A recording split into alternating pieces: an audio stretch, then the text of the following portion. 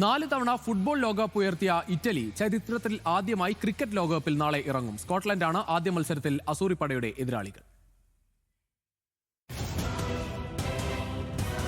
കായിക ലോകത്ത് ഇറ്റലി എന്ന പേര് വിജയത്തിന്റെ പര്യായമാണ്. പക്ഷേ ക്രിക്കറ്റ് മൈതാനങ്ങളിൽ ആ പേര് എഴുതി ചേർക്കാൻ അവർക്ക് താങ്ങേണ്ടി വന്നത് കഠിനമായ വഴികൾ. അസാധ്യമെന്ന് പലരും കരുതിയെടുത്തു നിന്ന് പോരാടി നേടിയതാണ് ഈ ലോകകപ്പ് ടിക്കറ്റ്.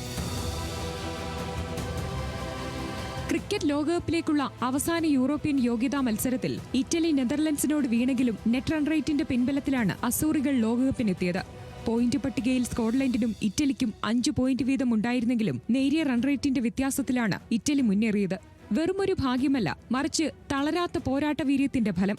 ലോകകപ്പ് യോഗ്യത നേടിക്കൊടുത്ത നായകൻ ജോ ബേൺസ് ടീമിലില്ലെന്ന തിരിച്ചടി നേരിട്ടിട്ടും പതറാതെ വെയിൻമാർട്സിന്റെ നേതൃത്വത്തിൽ പുതിയൊരു പടയൊരുക്കത്തിനായി തയ്യാറെടുത്തു കഴിഞ്ഞു അസൂറികൾ.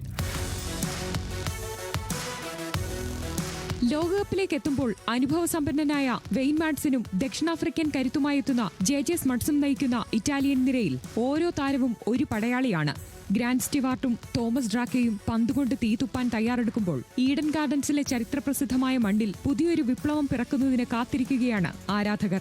എഴുതിത്തള്ളിയവർക്ക് മുന്നിൽ ബാറ്റും പന്തും കൊണ്ട് മറുപടി നൽകാനാണ് അസൂറികൾ വരുന്നത്.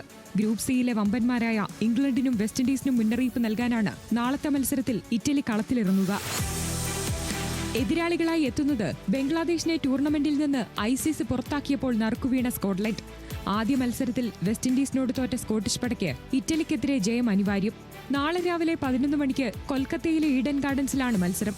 മഞ്ഞുമലകളും കടന്ന് ഇന്ത്യൻ പിച്ചുകളിലേക്ക് എത്തിയ പടയാളികളിൽ ആര് ജയിക്കുമെന്ന് കാത്തിരുന്ന് കാണാം. Sports desk, news Malayalam.